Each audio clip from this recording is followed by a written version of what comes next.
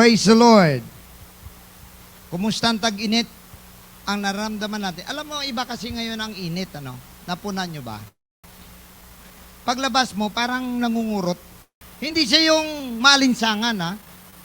Masakit talaga.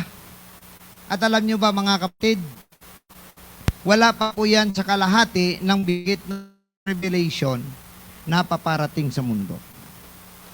Ang term ng revelation, scorching heat. Scorching. Pag sinabing scorch, talagang parang nangungurot talaga, no? Parang tinutusok-tusok ka. Scorching talaga. Parang masusunog ka. Paparating po yun. Ito ngayon, alam nyo ba mga kapatid na ang temperaturang naramdaman natin ngayon ay hindi naramdaman ng mundong ito for several hundred years. So, palala na lang ng palala. Although El Nino ngayon, pero that's phenomenon eh. That's the change of weather and the effect. However, this leads to fulfillment of God's prophecies na sa darating na mga araw, pag maiwan ka sa rapture, hindi lang ito ang dadanasin mo. Alam nyo ba kung ano ang dadanasin ninyo? Pag maiwan sa rapture? 21 kinds of tribulation. 21. 7 seals, 7 trumpets, 7 bowls. 21 yan. Kaya mga kapatid, kahit anong hirap, kahit napipressure man tayo, kailangan number 1 na siguraduhin natin ang makasama tayo sa pagdating ng ating Panginoon. Praise the Lord. Alam niyo ang buhay dito sa lupa, paiksi ng paiksi, paubos ng paubos ang kandila, ika nga. Kahit ngayon last year, alam na nila may paparating na El Nino, di ba? Anong sabi ng DA? May sapat na supply. May sapat na produkto. Anong sabi ng MWSS? May sapat na tubig na level ng tubig. Pero saan ang sapat? Di ba? 1 year mong pinaghandaan, ngayon, wala pa nga to sa kalagitnaan, no? Kasi papasok pa lang ang Mayo, hanggang Hunyo pa daw ito. Kung uulan man, bihira yon kasi kumbaga parang changes lang ng temperatura. No? At nakita nyo ba kung anong nangyari sa Dubai hanggang ngayon, hindi masolusyonan? Hindi nasolusyonan ng Dubai na pinaka-advance. Alam nyo ba ang pangarap ng Dubai? To be one of a kind. At natupad yun. One of a kind. Alam nyo kung bakit? Ngayon, makikita mo, puro sila, Allah will save. Di ba marinig nyo sa video? Allah will save, Allah will save. Pero alam nyo mga Ferrari, mga Bugatti, mga Lamborghini, mga Mercedes-Benz, inaanod. Ang sarap mamingwit ng Ferrari doon. Ang tanong, saan ang pera mo? Saan ang teknolohiya mo? Kay the best man buy. Di ba? Sila yung may pinakamataas na tower, di ba? Yung Burj Khalifa. Oo, Burj Khalifa. Imagine ka mga kapatid, sa lahat ng kakayahan ng tao, wala siyang may magawa pag ang Diyos na ang gumalaw. Alam nyo ba kung paano, bakit nangyari sa Dubai? Kagagawan nila. Nung last year, nag-advertise ang Dubai. Sa Dubai 101, sabi nila, punta kayo sa Dubai. Dito, maranasan ninyo. Matingkad ang araw, biglang uulan. At lalabas ulit ang araw. Kasi kinokontrol plan nila. Nagka-cloud seeding sila. At ang gastos nila ay 45 million sa $1 sa isang cloud seeding lang. Uulan yan, tapos lalabas ang araw, which makes them unique. Kasi sa atin, pagka umulan, talagang bibira mangyari na may araw, tapos umulan ng malakas, tapos wala na. Sabi nila, so if you are in Dubai, don't worry. If it rains, don't worry because it will not last long. Yung pang sabi ng patalastas nila, ito ngayon, nag-cloud seeding sila, hindi ngayon na-control. Bumuhos ng bumuhos ang ulan, hindi na matigil, at buong Dubai nalubog sa baha. Disyerto pero nalubog sa baha. Nakita ninyo mga kapatid, pagka ang isang tao ay sinusubukan niya maging Diyos, magbabayad siya. Maraming bansa ang nag-isip na para na silang Diyos, pero magbabayad sila. Kaya nga mga minamahal, ang bawat isa sa atin dapat mag-isip-isip. At itong pag-aralan natin ngayon, nandito tayo ngayon sa magkahalong prophecy, magkahalong end times, at magkahalong lesson na binigay sa atin ng ating Panginoon. Dahil nandito po tayo ngayon sa unang bahagi ng ating pangatlong bahagi po ito. Discipleship 1 and Search for Truth lesson po natin, part 3. Lesson number 4, part 3. Ayan. And ang ating pong topic, the true tabernacle. Alright. So, para sa kalaman ng lahat, ang ating pong pinag-aralan ay tungkol po sa paglabas. Ito po ang wilderness journey na siyang may pinaka-detalyadong lesson pagdating po sa pagligtas ng Diyos at may exact type of the church. At ito po ay galing sila sa Egypt, tumawid sa Red Sea, at nagpaikot-ikot sa wilderness journey. Dito binigay ng Diyos ang kanyang salita, ang kanyang utos. Maraming nangyari rito hanggang sa nakarating sila doon sa tawiran ng Jordan at nakatawid sila sa Promised Land. Now, paano natin masabi na kagaya natin ito? Ito'y binanggit sa 1 Corinthians chapter 10, pero ang Egypt is the world, and the people of God were separated through the miracles, and then they were given lessons in life, and this is a Christian life journey, and then God will lead them to the Promised Land, and in our times it is heaven. So Egypt is the world, wilderness journey is our life today, like today.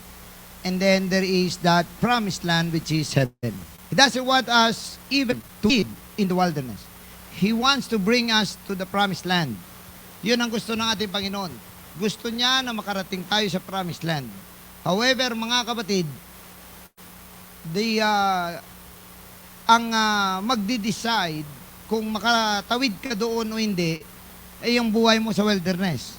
In fact, ang lahat ng mga nagpasaway na galing sa Egypt, hindi po nakapasok. Ni isa sa kanila, except the two. Dalawa lang ang nakapasok na nanggaling sa Egypt, kapunta sa Promised Land. Si Joshua lang at saka si Caleb.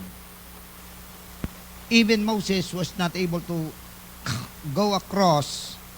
Nakita niya lang, pinakita lang sa kanya ng Diyos doon sa Mount Horeb, at hindi siya nakaapak sa Promised Land.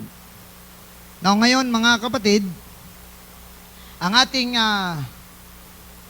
nandito na ngayon, na-discuss na natin ang ilang mga incidents. Nagkaroon ng napunta sila sa lugar na mapait ang tubig, napunta sila sa lugar na merong 12 balon and 70 palm trees, napunta sila sa wilderness of sin, kung saan ay God provided them the manna and the quail on the night. And they also experienced in the near Sinai ay nauhaw sila lahat at nagpakita ang Diyos ng himala ulit, ang tubig ay lumabas sa malaking bato. And pagkatapos niyan ay nakipaglaban ang Israel sa mga Midianites, and Moses hand supported Aaron and Hur at nanalo sila. And also, pagkatapos niyan ay bumisita ang father-in-law ni Moses, the father of the wife of Moses, at doon ay tinuruan siya kung paano mamahala ng mga tao. Until they reach Mount Sinai. At doon sa ilalim ng Mount Sinai ay pinatigil sila ng Diyos. Alam nyo ba, it is all, ang kanilang, dahil there about 3 million, they entered Egypt at 70 souls, and they get out at 3 million. So imagine ka mga kapatid na pangunahan mo ang 3 million, maglalakbay ang 3 million sa wilderness na walang bahay, walang pagkain, lahat wala. All were provided God. Pero napakahirap nito mga kapatid.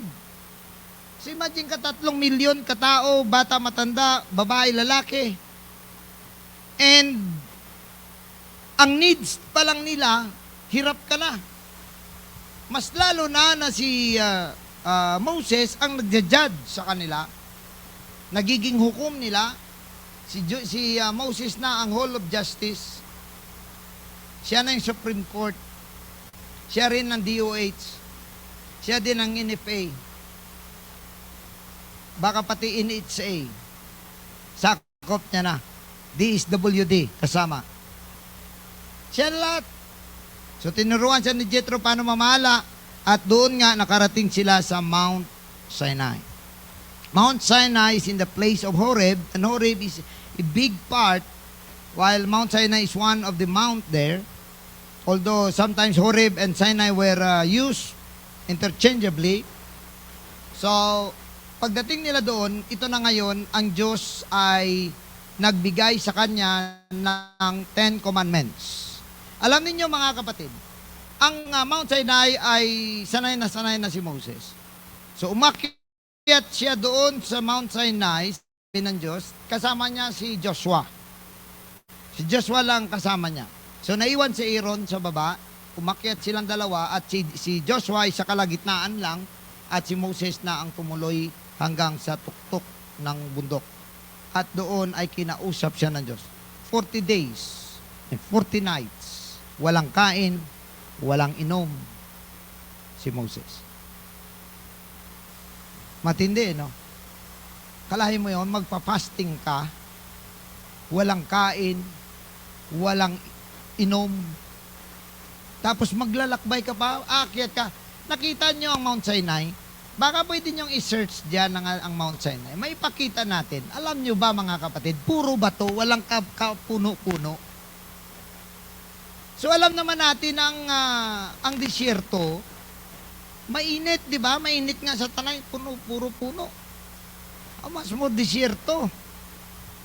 Nakalakad ba kayo nung matapos ang pagputok ng bulkang Pinatubo? Di ba nakadaan kayo sa Zambales? Parang gano'n na gano'n yung disyerto dyan. Walang puno, walang kamasilungan.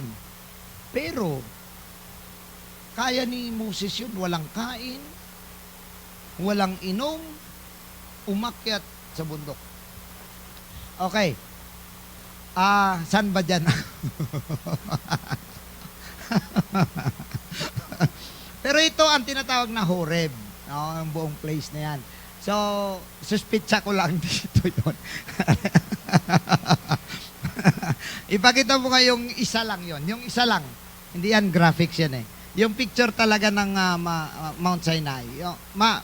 Malaman mo yun pagka para makita ninyo yung totoong itsura. Ito graphics to, gawa-gawa lang yan. Yung totoong itsura talaga ng Mount Sinai. Wala? Okay, now, pag-akyat doon, sa pinakatuktok, kinausap ng Diyos si Moses. At ang Diyos ay gumawa ng tablestone. Siya ang nag-ukit. 2.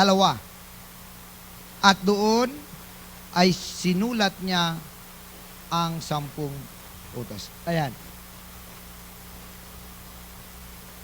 Talagang may daan pa ni Elijah. Ano yun, may mga markers? Okay, kasi si Elijah, bandang uli, nangahas ding pumunta sa Mount Sinai. Yung na-depress si Elijah, yung papatayin na sila ni Jezebel, naisip ni Elijah, sabi niya, mabuti pang mamatay na lang din ako kasi ubos na yung mga propeta eh. Siya na lang daw naiwan. So, umakyat din siya doon. Pag akyat niya doon sa bundok, nakarinig siya ng boses. Sabi sa kanya ng boses, Elijah, anong ginagawa mo dito? Siyempre, nagulat si Elijah. Tapos merong usok. Tapos wala ang Diyos doon. Tapos merong kidlat. Wala rin ang Diyos doon. Tinanong siya ng Diyos. Sabi ni Elijah, sabi niya, Panginoon, patayin mo na lang ako.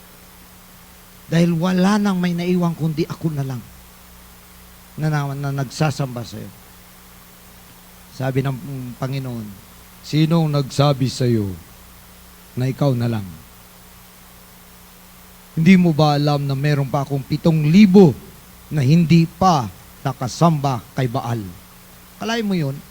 Minsan problema natin, masyado tayong tingin sa sarili natin na tayo na lang nahirapan.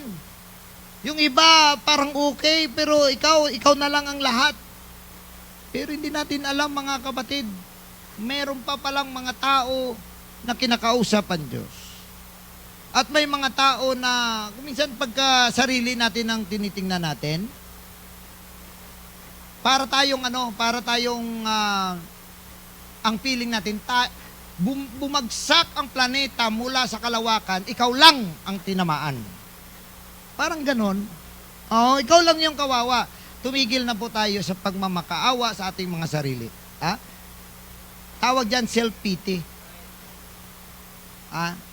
Depression. Self-pity at saka depression, magkadugtong yan.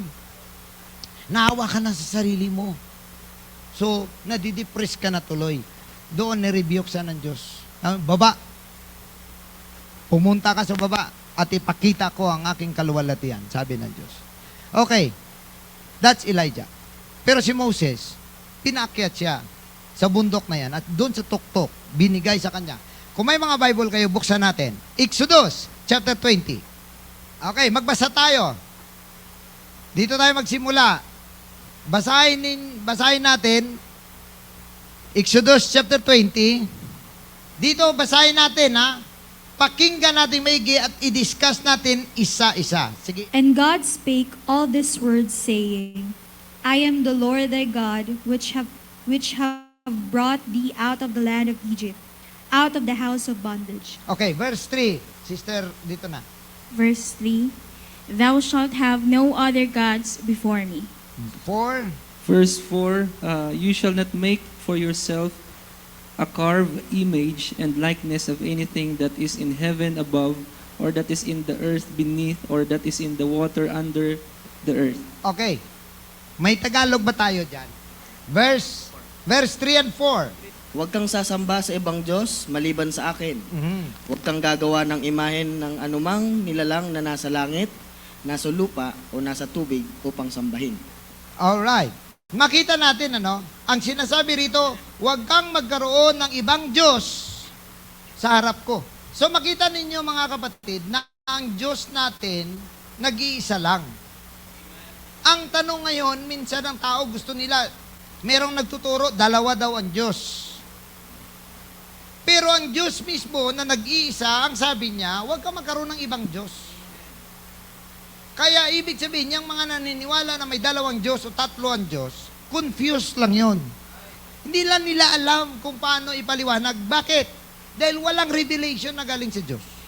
Alam nyo ba mga kapatid, na kahit may masteral degree ka sa theology, may master's degree ka o doctorate degree ka sa divinity, or sa kahit na biblical studies, hindi mo ma-attain ang katotohanan hanggat hindi ang Diyos ang magbukas ng iyong kaisipan. Kaya maraming mga tao, alam niyo nung one time, meron dito isang pastor na punta sa akin. Naabot kami ngayon sa usapan kasi siya ay Trinity. At parang medyo naging mapangahas siya para magtanong na bakit daw hindi tayo naniniwala sa Trinity. At umabot kami sa pangalan ng Panginoon sa bautismo. Ang sabi ko sa kanya, Pastor, kung mabasa mo sa akin ni minsan na binanggit ng mga apostol ang Trinity, maniwala ako sa iyo kasi nakasulat eh. Sabi niya, hindi naman kailangan isulat. Nasa pag-unawa yan eh. Sabi ko, yun nga magiging problema natin. Kasi kung hindi nakasulat at unawain mo, posible ang isa, ang kasamaan mo, iba rin pangunawa niya. So magkaroon tayo ng kanya-kanyang pangunawa. No, ngayon, bandang uli, sabi niya, wala naman siguro problema kung maniwala ka sa Trinity o hindi. Wala naman sigurong pagkakaiba. Basta naniniwala tayo may Diyos ang mundo at naniniwala din kami na si Jesus ay Diyos. Sabi ko, may malaking problema ka. Sabi niya, bakit? Sabi ko, kasi ayaw mo magpabaptize in Jesus' name. Pag Trinity ka, ayaw mo magpabaptize. Hindi ko maintindihan. Bakit ayaw nila? Samantala naniniwala sila na ang tagapagligtas ay si Jesus. Ang nagbayad ng kasalanan ay si Jesus. And in fact, ang sabi ng Acts chapter 20, He purchased us by His blood. So ibig sabihin, ang bumili sa atin ay ang Panginoong Hesus. Kapag binili ka ni Jesus, hindi ka sayo. Tama? For example, mga kapatid, dating pagmamayari ito ni Brother Mar. Binili ko sa kanya. Sino nagmamayari nito ngayon? Ha? Si Brother Mar pa rin? Ex lang yun. Ex lang, ex-owner. Pero ang nagmamayari ngayon, ako. Bakit hindi ito kay Brother Mark? Bakit? Kasi, ako ang nagbayad. Tama? Ngayon, kapag binayaran ka ni Kristo, ang nagmamayari sa iyo si Kristo. Ang tanong, ba't ayaw mo mabautismo sa ngalan ni Kristo? Para pating allergy sila. Parang may kitong ka. Alam niyo bang kitong? Hindi niyo alam. Yung may leprosy ka, para kang may COVID. Lumalayo, ay, ano ka? Wanes ka pala. Para silang allergy, mga kapatid. So nakapagtataka. Akal sila si Kristo, pag nagpalayas ng diablo kay Kristo, pag nagpagaling kay Kristo, pag nagpasalamat sa pagkain kay Kristo, pero pagdating sa bautismo, ayaw nila kay Kristo. Nakita ninyong big question mark? Bakit? Kasi nalilito sila. Kung ilan ba ang Diyos? Merong nagtuturo na dapat daw ay mag-pray ka sa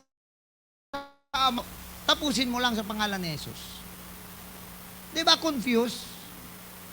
Confused. Dahil isa lang naman ang pangalan, saving name ng Diyos. Now ngayon, mga kapatid, ang sabi ng Diyos, thou shalt not have any other gods before me. Anong ibig sabihin? Wala nang ibang Diyos. Isa lang talaga Diyos.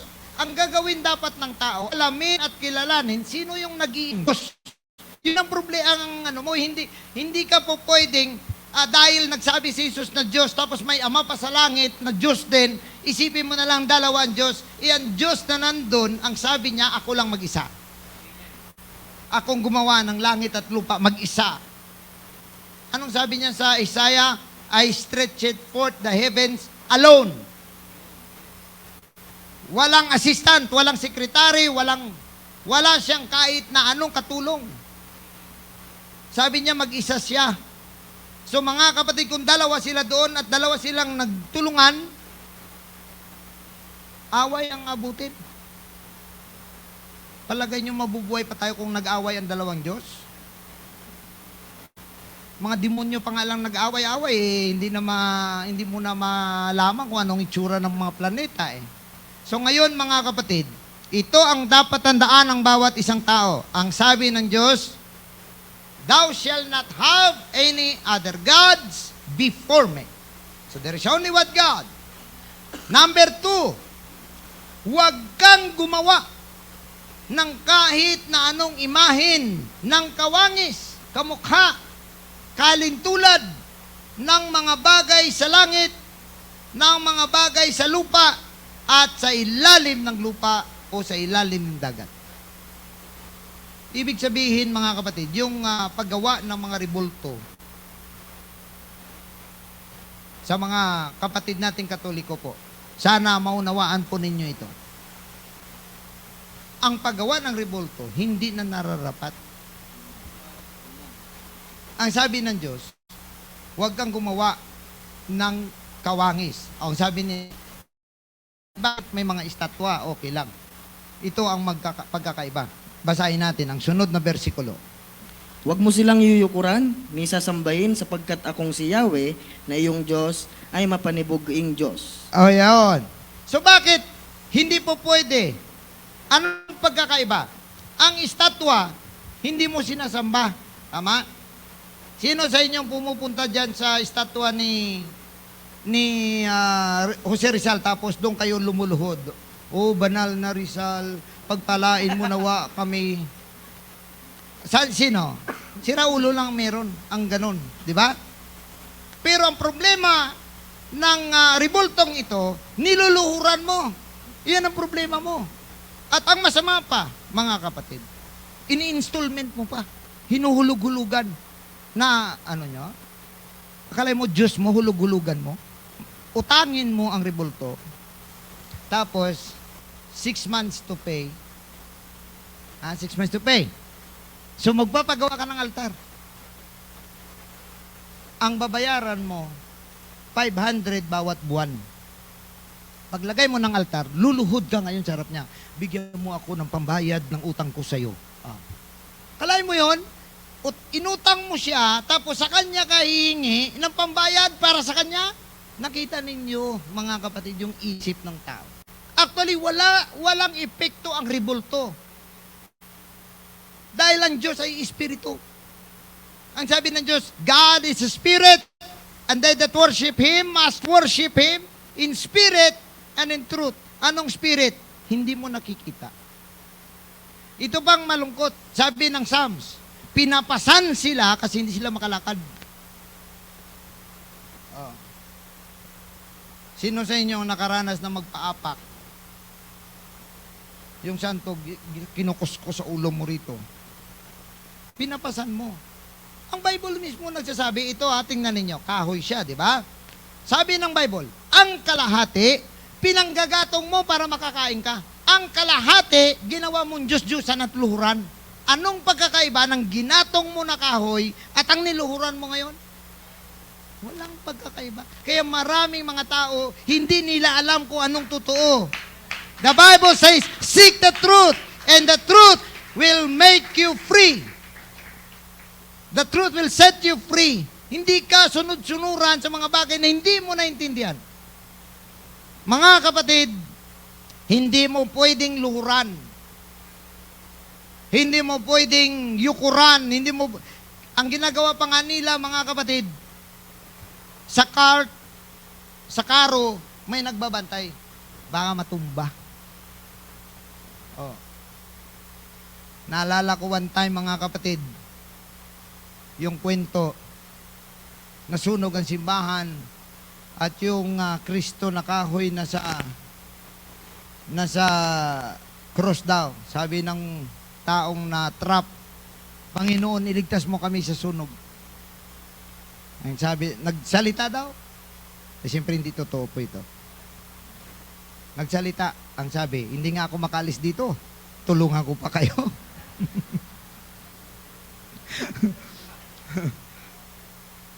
Minsan mga kapatid, ito pa, may bata.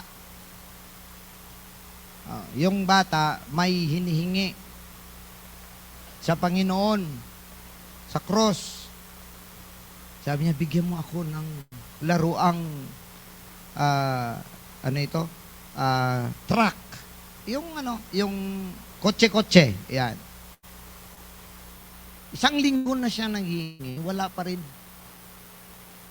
Pinuntahan niya ngayon yung rebulto ni Mary. Nagdala siya ng kutsilyo. Sabi niya, pag hindi mo binigay ang aking truck, patay nanay mo.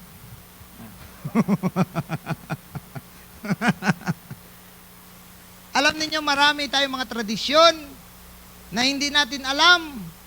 Mali. Sabi ng iba, ay kung saan ako ipinanganak, doon ako mamamatay. Paano kung mali magulang mo? Alam niyo ba mga kapatid kung sino nagdala sa atin ng Kristyanismo? Sino? Mga Kastila. Pero alam niyo ba na ang ating mga ninuno hindi pinapabasa Bible? Alam niyo ba yon? Hindi sila pinapabasa Bible.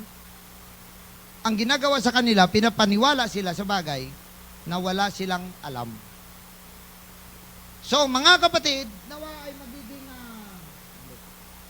ito ay usapin at karunungan na ating makita at maintindihan natin. So, alam natin mga kapatid na kapag may mga nagsasabi na hindi mo dapat basahin ng Bible, may nakita ba kayong mga grupo na hindi pinapabasa Bible ang kanilang membro? Marami. Pero bakit ayaw nila ipabasa? Kasi baka daw masira ang kaulo. Baka daw malito ka pa.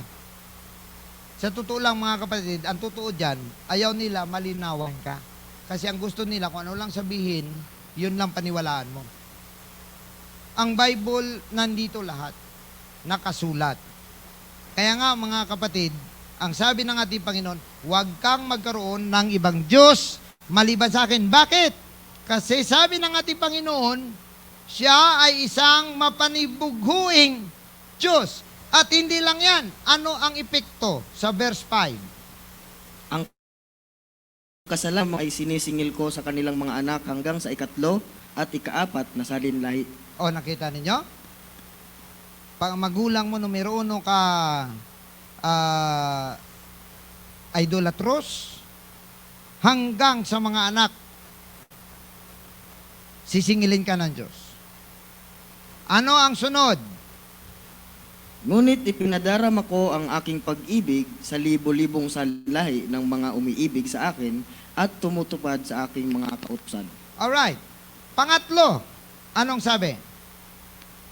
Huwag mong gagamitin sa walang kabuluhan ang pangalan ni Yahweh na iyong Diyos. Tiyak na parurusahan ko ang sino mang gumamit nito ng walang kabuluhan. Mga kapatid, huwag po ninyong gawing ekspresyon ang pangalan ni Jesus. Pangalan ng Diyos. Alam nyo ba sa Israel, pag nagsulat sila ng Yahweh, walang vowels. YHWH lang.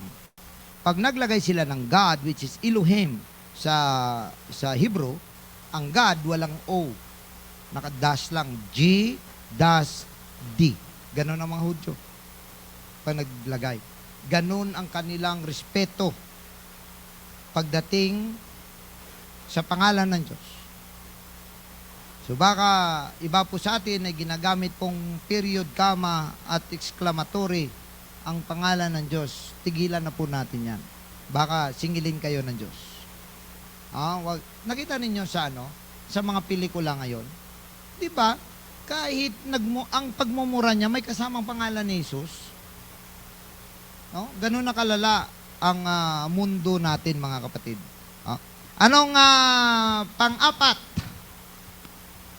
Lagi mong tandaan at ilaan para sa akin ang araw ng pamamahinga. Alright. Sabi rito sa verse 8, remember the Sabbath day to keep it holy. Ang Sabbath day is the seventh day. Sabbath means rest. So the seventh day of the week. The seventh day is Saturday kung sa ating kalendaryo, yun yung pangpitong araw. Pero mga kapatid, yan ay ibinigay sa mga Hudyo sa simula pa lang na maging covenant nila na yun ang araw ng kanilang pagtitipon para sa Panginoon.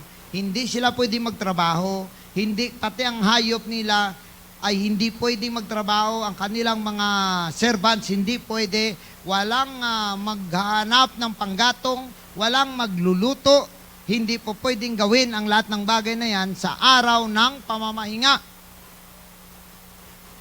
Kung meron man kayong narinig ng mga tao na nagsasabi na dapat ang pagsamba ay Sabado, ang tanong, sa Sabado ba na yan, meron silang ginagawa o wala? Meron ba silang kinakain o wala? Nagluluto ba sila? Dahil kapag ginawa nila yon, parehas lang yan na hindi ka nagsamba. Kaya kalukuhan yon, yung nagsasabi na dapat daw Sabado, pero hindi naman nila sinusunod ang tama. O bumabiyahe sila, naglalakad. Alam nyo ba na may sungatang layo ng pwede mong lakad pag-araw ng Sabado? Sa mga Hudyo. Now ngayon, ano ang pang-pitong araw na ibinigay sa atin ng Panginoon? Because we are a new generation, the church is a new covenant, New Testament. Ano ang binigay ng Diyos? The first day of the week. Kaya ang ating Panginoon, nabuhay siya na maguli on the first day of the week. That's Monday. That's Sunday. Because Saturday is the seventh, Sunday is the first day of the week. And which is very right, mga kapatid, because hindi po pwede na mag-away ang pagsamba ng mga Hudyo at saka ng mga Kristiyano. Ang mga Hudyo, magsasamba sila pag Sabado kasi yan ay covenant ng Diyos sa kanila. Pero nakita ninyo, maging si Apostol Pablo, sila ni Pedro, nagsamba sila sa sinagoga, sa synagogue every Saturday. Pumupunta sila doon. Pero gusto lang nila i-introduce ang Panginoon at nagtitipon ayon sa Book of Acts every first day of the week ang mga Christians. Because we are a new covenant.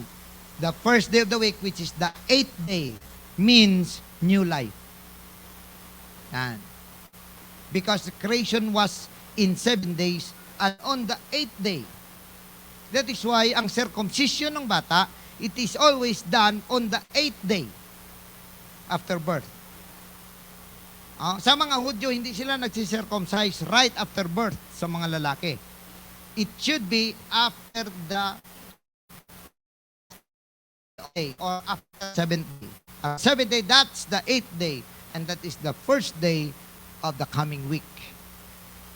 Kaya nga mga kapatid, ano yon sa ating ngayon? Sunday. Kaya sa lahat sa atin na nakakaintindi, make Sunday a holiday. Amen? Dapat nandito tayo pag Sunday, bahala nang wala kang trabaho, walang overtime, walang 30%. Andito ang 100%. God will provide. Paninindigan nyo yan, mga kapatid. Maniwala kayo, God will make a way for you. Make it holy. At wag po nating sayangin. Wag po sayangin ang araw na ito dahil pinili ito ng Diyos na dito siya nabuhay na maguli. That means sa araw na ito, siniselebrate natin ang buhay, siniselebrate natin ang kaligtasan, siniselebrate natin ang kabutihan ng Diyos. Amen? Kaya mga kapatid, pag dito tayo sa bahay ng Diyos, huwag tuod. Huwag maging tuod. Bakit? May buhay ka. May lakas ka. Hindi ka makarating dito kung naka-stretcher ka, mga kapatid. Kaya ka nandito dahil nakatakbo ka pa, nakalukso ka, ang kamay mo nakagalaw. Gamitin natin sa pagpupuri sa Diyos, mga kapatid. At ano ang panglima? Ang sabi ng panglima, Igalang mo ang iyong ama at ina, sa gayoy mabubuhay ka ng matagal sa lupaing ibinigay sa inyo ni Yahweh na inyong Diyos. ayan, nakita ninyo ang panglima, igalang ang tatay at nanay. Mga young people say amen. Ginagalang nyo ba magulang nyo? Tatay, ano ka ba? Tanda mo na talaga. Minsan mga kapatid, pag sumagot-sagot tayo sa ating mga magulang, parang tayo, kung sa kasabihan pa, tayong nagluwa sa kanila. Utos ng Diyos, honor thy father and thy mother. Totoo na hindi responsibilidad ng anak na magbigay ng pera sa magulang. Pero mga kapatid, bilang honor mo sa nanay at tatay mo, kapag may trabaho ka na, magbigay ka. Amen? Yung kapatid mo, okay lang yan, hindi mo matulungan. Pero magulang mo, tulungan mo. Utos ng Diyos yan. Kaya kayo, mga young people, pag makatrabaho kayo, first things first, give a gift to your parents. At hindi lang yan one time. Mayroon. Wala namang specific amount, pero respeto sa magulang yan. Alam nyo ba sa mga Hudyo, meron yan silang kaugalian na talaga nagbibigay sila ng mga bagay na para sa kanilang magulang. At yun ang ikinagalit ng Diyos kasi diniklara nila na kurban. Ang kurban, kuwari, magbibigay sila ikapo. Para madaya nilang ikapo, dinideklara nilang kurban. Ibig sabihin, binigay ko sa aking magulang. Nagalit ang Diyos dyan. Kasi pandaraya yan. Tithes is tithes, kurban is kurban. Ibig sabihin, pag nagbigay ka sa magulang mo, alalahanin mo. Buong buhay nila, binigay nila sa'yo. Pero hindi ibig sabihin na ang lahat ng sinasabi natin magulang may tama dyan. Pero mga kapatid, pag yan ay tumutukoy na sa pananampalataya mo sa katotohanan, pwede mong paninindigan ang iyong pananampalataya. Hindi yan paglabag. Siya nga dapat ang madala mo. Di ba? Pero kung siya ay nagpapayo sa iyo, huwag sagot ng sagot. Anak, magpakabait ka, ha? Opo, alam ko na po yun. Anak, pakikuha ng, pinggan. Ba't ako? Lahat daw ng young people, kung hindi Batman, Batwoman. Ba't ako? Di ba? Minsan mga kapatid, hindi natin alam yon, pero nandyan nakasulat honor thy father and thy mother. Right? Honor them in words. Honor them in treatment. Right? Honor them in your goods. Mag-honor. Hindi naman lahat doon may bigay, lalo na kung may asawa ka. Hindi naman po pwede yun, doon ka mag-intriga. Nay, bigyan mo lang asawa ko. Hindi pwede. Sa asawa dapat yan. Pero ang asawa dapat, nakakaintindi na tulungan nila dapat. No? Both sides yan eh. Kung meron, tulong. Pagka wala, di wala. Pero kung meron ka lang naman extra, huwag mo ubusin sa luho mo, pera mo. Bili ka ng lahat ng mamamahalin, tapos, ay, nay, sorry, wala na akong pera, puno ako utang. Hindi po pwedeng ganon. Mga kapatid, so you have to honor them. Anong pang-pito? Ay Huwag kang papatay. Huwag ka daw papatay. Alam nyo ba ang pagpatay? Dalawang bagay. Physical, at ang isa ay tinatawag na slander. So slander is sinisira mo yung pangalan ng tao by spreading gossip about them. So mga kapatid, mag-ingat po tayo kasi baka magkaroon tayo ng dagdag ng problema na hindi naman natin problema. Ayan. Lalo pat nag-uso ang mga tinatawag nila ngayong marites. Oh, so lahat ay interesado sa kung ano ang latest. So that's the other one, but God is also talking to physical and literal murder. Thou shalt not commit murder. Alam nyo ba may pagkakaiba ang murder? Tatlo po ang kategorya. I don't know. May abogada tayo rito. Pero tatlo po ang kategorya ng pagpatay. Ang isa ay murder, ang isa ay homicide, ang isa ay self-defense. Sa self-defense, ibig sabihin, inatake ka, lumaban ka, nagdepensa ka, napatay mo siya. Okay? Ang homicide, nakipagbunuan kayo, napatay mo siya. Kunwari, ang sasakyan, nabangga mo, kaya homicide yan, hindi murder. No? Reckless imprudence resulting to homicide. Pagpatay. Yun. Pag homicide, ibig sabihin, gising ang tao, nakaharap sa iyo ang tao, hindi nakatalikod. Pag talikod, murder na. Tama ba ako, ma'am? Attorney? Yun. Pag nakatalikod, murder. Pag nakatulog, murder. Yan. At ang masama pa niyan, pag ginplano mo, murder din yan. Premeditated. Yan. So, hindi tayo pwede sa ganun. Alright? Pang-walo. Huwag Pakibasa. kang mangangalunya. Thou shalt not commit adultery. Ang adultery, mga kapatid, sa ating batas, referred only to married. Ang adultery actually ay sa babae. Babae lang. Sa batas, although maaring unfair ito. Sa batas natin, ang kasong adultery sa babae lang na pertain. Pagka lalaki, concubinage. Tama? Yan. Ang concubinage, ibig sabihin, meron siyang kabit. Ang babae, adultery talaga. Mas malalim ang bayad, ang parusa sa adultery, kaysa sa concubinage. Pero may bawi naman ang babae. Ang babae, pwedeng mag-akusa ng rape, ang lalaki hindi pwede. Di ba wala pang rape sa lalaki? Meron na ba ngayon?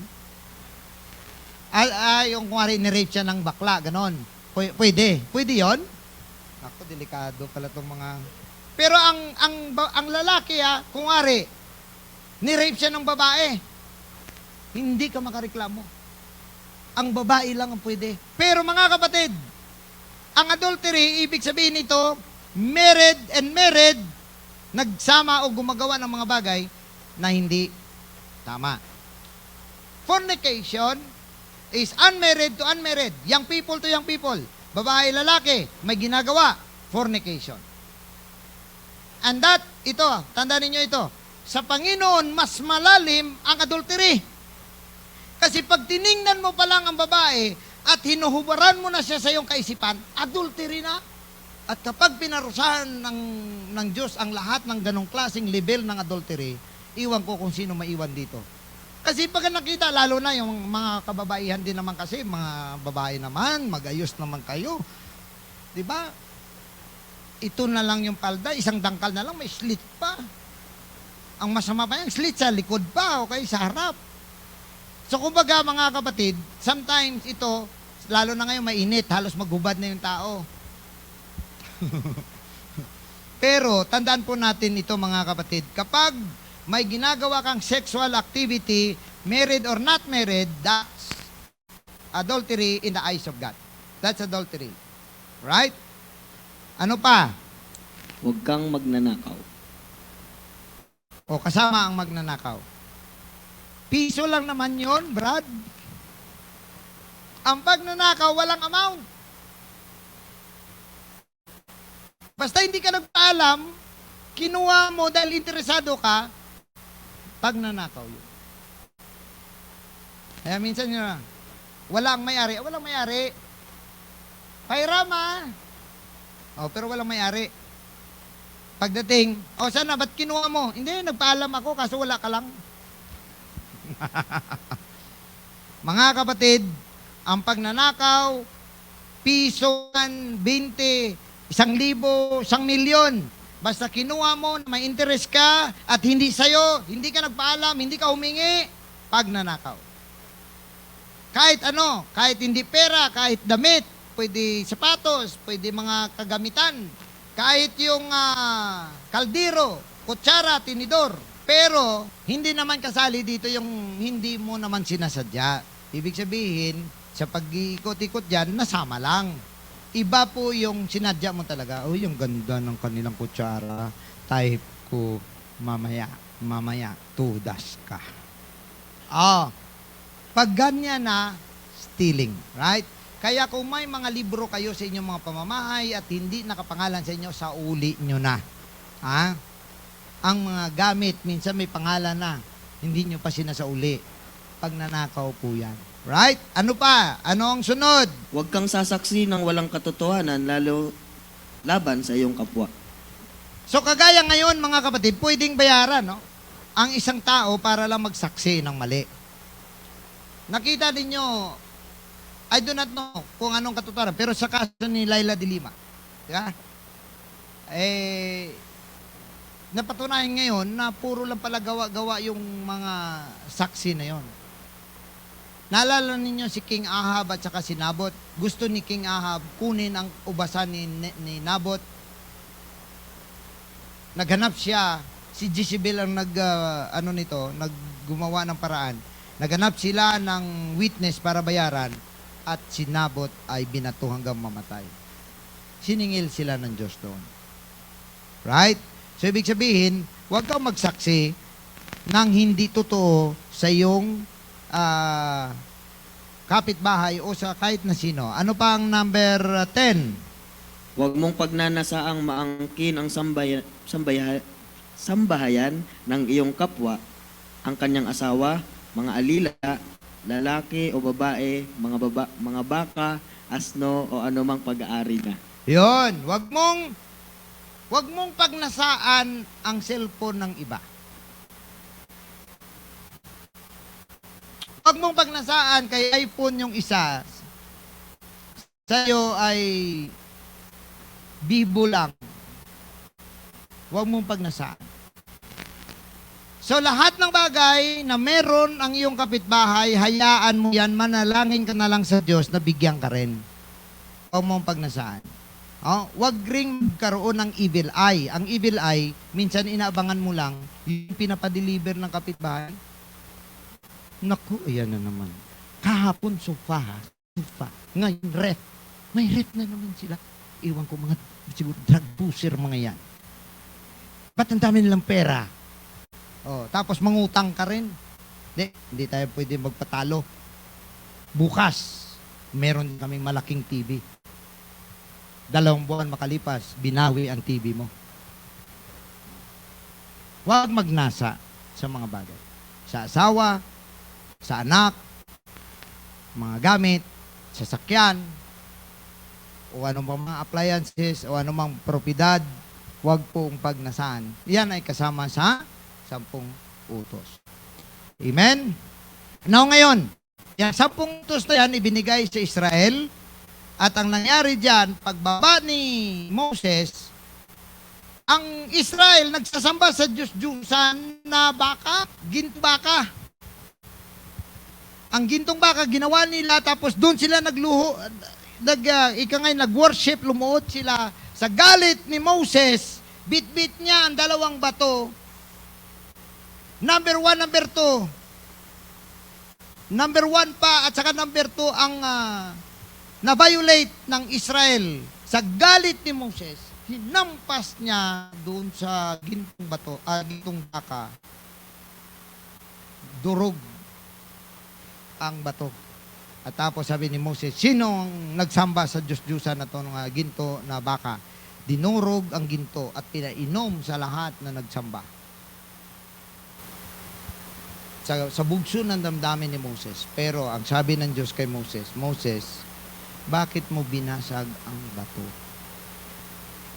Sa'yo ba yun? Ikaw ba may gawa nun? Bakit mo binasag? Alam niyo minsan ang selfishness natin, mag-ingat po tayo ha. Baka mamaya, na-violate na pala natin yung kalooban ng Diyos because we are very zealous. Alam niyo ba minsan yung over-zealousness natin, makakasira din sa ibang tao. Si Moses, ganun nangyari. Kaya sabi ng Diyos, balik.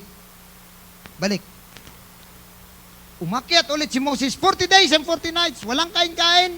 Pag-akyat niya doon, sabi ng Diyos, gumawa ka ng bato. Siya pa nagtiltig doon. Kalay mo yun, wala ka ng kain, wala ka ng inom, tiniltig mo pa ang bato. Tapos sabi ng Diyos, susulatan ko. At yung sumulat ang Panginoon, yun ang bit ni Moses, at yun ang nilagay sa Ark of the Covenant. Right? Now ngayon, nilagay ng Diyos na ang Israel ay isang separated people. Ito po yung ating lesson nung nakaraan. They're separated because when the world is full of pagans, na maraming Diyos, ang Israel lang ang nagsasamba sa isang Diyos-Diyusan. Sa isang Diyos. No? Hindi sa Diyos-Diyusan. They also have the tabernacle, the place of worship. Meron silang tabernakulo na nilagay ng Diyos para magsamba sila doon. At meron silang mga saserdote na mag-aasikaso at magbibigay sa kanila ng kaalaman tungkol sa kasuguan. At meron din silang tinatawag na sacrificial offering. Ang bawat kasalanan ng tao, dapat siya magdala ng sacrifice para mapatawad sa kanya. Sa totoo lang mga kapatid, nung unang panahon, mapatawad lang ang kasalanan mo kung may sacrifice ka. Ito pang matindi. Ang pinaka-ordinaryong sacrifice, kalapati. Turtle dove pares pa yun. Wala pang kasawayan. Hindi pwedeng may galis, hindi po pwedeng may sakit sa bato. Hindi pwede. Kasi pag binuksan niya ng saserdote, titingnan niyan isa-isa. Ang atay, ang puso, ang bituka, lahat yan, pati paa, ulo, tinitingnan yan. Hindi po pwede ang kalapati na bulag ang isang mata. Ganyan mo, hindi gumaganyan. Pag binuksan, pag may problema, reject. Bili ka ulit. Alam niyo ganun kahirap magpatawad ng isang simpleng kasalanan. Kasi ang matinding kasalanan, ang bayad, kambing, o kaya'y tupa. Yakalain mo yun. Kung lahat tayo dito, alam naman natin lahat tayo makasalanan. Pag uwi natin sa bahay, sa isip, sa mata, sa lahat ng ating mga nararamdaman, minsan nagkakasala tayo. Pagbalik natin sa linggo, dapat may sacrifice kang dala. Saan ang mga kambing nyo ngayon? Di ba? Pag siningil tayo mga kapatid, akalain nyo yun, kung every Sunday, bawat isa sa inyo magdadala na lang ng kambing, pwede na akong magtinda sa Pure Gold ng karne ng kambing. Sa dami. Mga kapatid, imagine ka isang kasalanan mo, babayaran mo. Magkano ang isang kambing ngayon? 5,000? 10,000 ang isa? Pag malaki, 5,000 pag maliit yata? Kalay mo yun? Pero, minsan, sa atin, pag nagdala tayo rito ng offerings natin, parang nag-iisip pa tayo pagka medyo malaki-laki na. Pero kung tutuusin, ang presyo ng bawat kasalanan, napakataas. Pero dahil ang Panginoon na ang nagiging sacrificial lamb, siya na yung namatay at inihandog para sa ating mga kasalanan, lahat ng kasalanan, gaano mang kalaki, gaano mang kaliit, kayang bayaran ng dugo ni Kristo. Kaya yun ang sinasabi na, for by grace ye are saved. Hindi ba nating matawag na grace, mga kapatid, na instead na ikaw ang maghandog ng para sa iyong kasalanan, ang Panginoon na ang nagbayad para sa atin. Wala na tayong gastos. Wala tayong gastos. Pero mga kapatid, suklian naman natin. Suklian natin ang pagmamahal sa Diyos, suklian natin ang panahon natin sa Diyos, suklian natin ang ating mga talento, suklian natin ang ating mga offerings and tithes, lahat ng mga bagay na pwedeng maibigay sa Panginoon na nararapat para sa Panginoon, bigay natin. No, ngayon, ang Sabbath is a Jewish day of rest and joy, and also they have special feast days. May mga kakaiba sila. You know what makes Israel still until today a nation? Kahit na inubos na sila ni Hitler, kahit inubos sila noon ng mga Kastila, inubos sila noon, pinalaya sila sa lahat ng mga bansa sa Europa, pero nabuo pa rin sila because, alam niyo ba kung bakit? Because they adhere to this unique faith, unique belief. Kakaibang mga Diyos. Hanggang ngayon kita mo, kahit anong durog ng mga kalaban, hindi madurog-durog.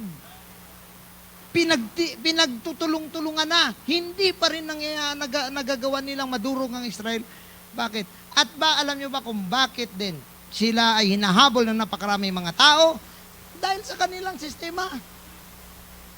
Kakaiba sila.